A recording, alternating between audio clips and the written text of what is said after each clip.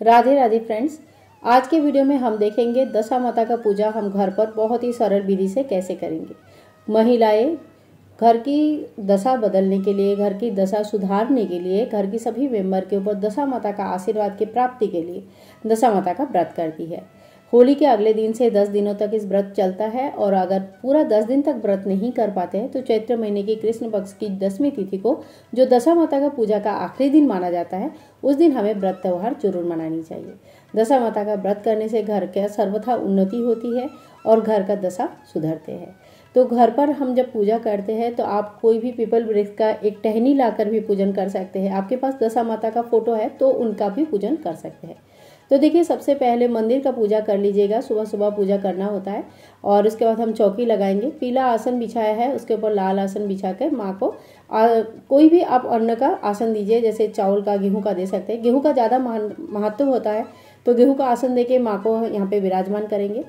आपके पास अगर फोटो नहीं है तो आप पीपल वृक्ष का कोई भी एक पत्ता ले लीजिए और इसके ऊपर हल्दी से हम दशा माता का चित्र बनाएंगे।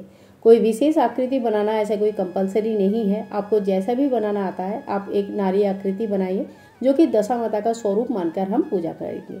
तो आपके पास अगर फोटो नहीं है तो चिंता करने की कोई आवश्यकता नहीं है। इस तरह से हम एक फोटो बना लेंगे हल्दी से और इनको हम यहाँ पे स्थापित कर लेंगे।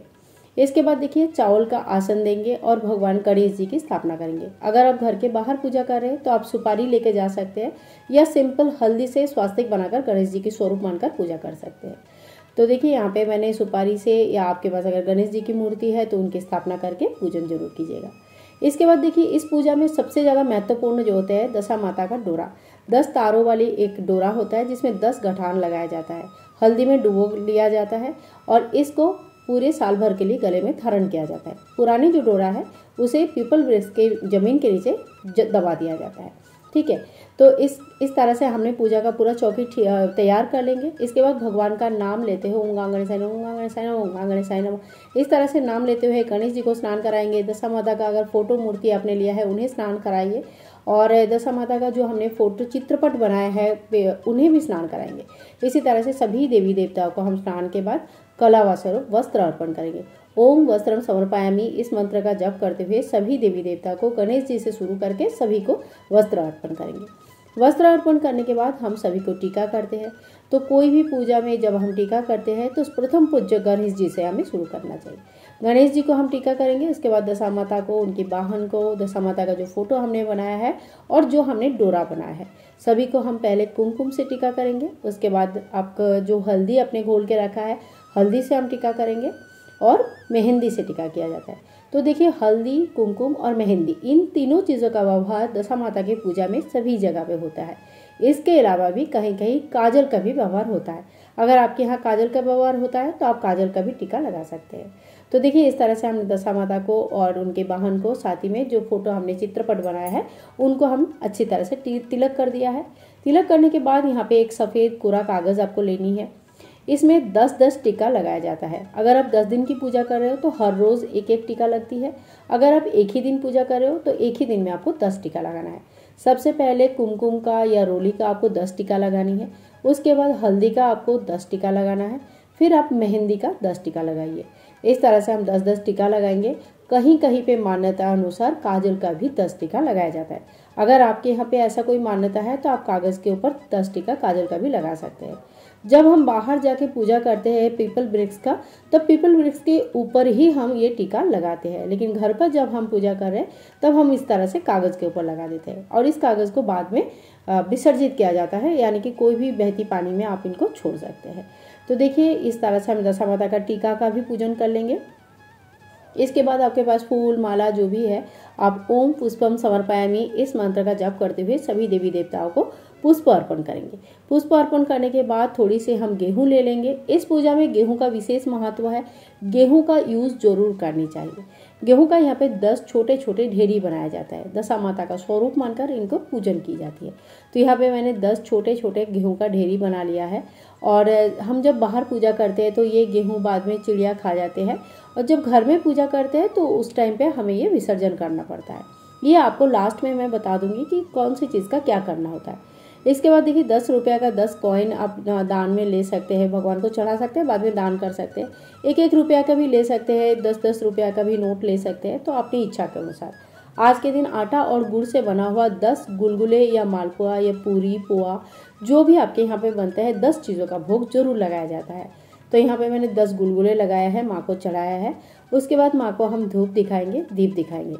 ये जो पूजा होते हैं घर के सर्वथा उन्नति के लिए, दशा परिवर्तन के लिए होता है, यानी कि घर की सर्वथा अच्छा हो, सब तरह से घर का उन्नति हो। इसीलिए इस जो पूजा विधि है इनका कोई उद्यापन नहीं होता है। इसके बाद देखिए दशा माता के लिए गहने बनाया जाता है। आटा हल्दी मिलाकर गहने जो बनाया जाता है, बहुत ही सोने के जैसा प्यारा गहने बनता है। अगर आपने गहने बनाया है तो गहने चढ़ाइए, और अगर नहीं बनाया तो कोई बात नहीं, आप इस पार्ट को स्किप भी कर सकते हैं। इसके बाद देखिए चींटियों के लिए आटा और गुड़ रखा जाता है। तो आटा और गुड़ हम एक पात्र में निकाल के रख देंगे। गहने भी हम यहाँ पे माता को चढ़ा देंगे, और थोड़ी सी गेहूं भी हमें आज के दिन जरूर चढ़ानी चाहिए। इसके बाद हाथों में 10 गेहूं हम गिन के लेंगे। देखिए 10 संख्या का विशेष महत्व होता है, तो आप 10 से कोई भी चीज़ ना कम करें ना ज़्यादा करें। तो इस तरह से हाथ में गेहूं लेके और दशा माता का कहानी हम सुन लेंगे। दशा माता का कहानी सुनने के बाद ये जो गेहूं है, अगर आप बाहर पूजा कर रहे हो तो वहीं छोड़ देना होता है, और अगर घर पर पूजा कर रहे हो तो ये जो गेहूं के दाने होते हैं ये आप माता के चरणों में छोड़ सकते हैं। तो यहाँ पे मैंने गेहूं के जो सारे दाने हैं ये माता के चरणों में इस तरह से छोड़ दिया है, और माता से यही प्रार्थना करेंगे कि हमारे घर में सदा सुख समृद्धि रहे, कभी किसी चीज़ की कमी ना हो, घर की दशा सर्वदा ही बहुत ही अच्छा रहे, आपके आशीर्वाद से सब लोग खुश रहे। तो देखिए इसके बाद जैसे हमारा पूजा हो जाता है उसके बाद हमें क्या करनी है, दीपक जब तक प्रज्वलित रहता है तब तक प्रज्वलित रहने दीजिएगा। पुराने साल का जो डोरा है इसको आप पीपल वृक्ष के नीचे दबा दीजिएगा। उसके बाद आपको नया डोरा जो बनाया है वो गले में धारण करनी है। साल भर के लिए इस डोरे को धारण किया जाता है। अगर आप साल भर के लिए नहीं धारण कर सकते तो कम से कम 1 दिन के लिए धारण कीजिएगा, और उसके बाद अपनी तिजोरी में रख दीजिए। इसे बहुत ही अच्छा माना जाता है। पीपल वृक्ष के जो पत्ते के ऊपर दशा माता हमने बनाया है, इसको सूखने के बाद अपनी तिजोरी में रख सकते हैं। इससे घर में धन धान्य के बढ़ोतरी होती है। जो हमने गहने बनाए हैं ये सारे गहने आप चाहे तो किसी नदी में बहा सकते हैं। इसमें मछली वगैरह होता है, वो आटा खा लेते हैं तो उनको खाना मिल जाता है और हमारा विसर्जन हो जाता है। इसी तरह से जो चींटी के लिए हमने आटा और गुड़ निकाला, ये भी आप घर के बाहर कहीं एक जगह रख सकते हैं जहाँ से चींटी आके उसको ग्रहण कर सकते हैं। दशा माता के लिए जो 10 पुए निकाला जाता है ये अपनी सास को, ननद को दे सकते हैं, या किसी ब्राह्मणी को दे सकते हैं, किसी को भी दान कर सकते हैं। इस व्रत में नमक का सेवन नहीं किया जाता है, और ध्यान रखिएगा कि ये जो व्रत होती है इसका कोई उद्यापन भी नहीं होती है। जो 1 लोटा जल हमने रखा है ये आप बाद में पौधों में डाल सकते हैं, और जितने भी गेहूं हमने यूज़ किया है वो सारी चीज़ें आप चिड़िया को दे सकते हैं।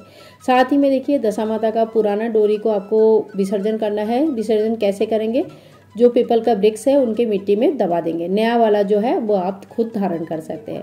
तो आई होप आज का वीडियो आप लोगों के लिए हेल्पफुल है। अगर वीडियो पसंद आई है तो please like share and comment ज़्यादा से ज़्यादा शेयर कीजिएगा, ताकि सभी लोग सरल विधि से घर पर पूजा कर सके। राधे राधे।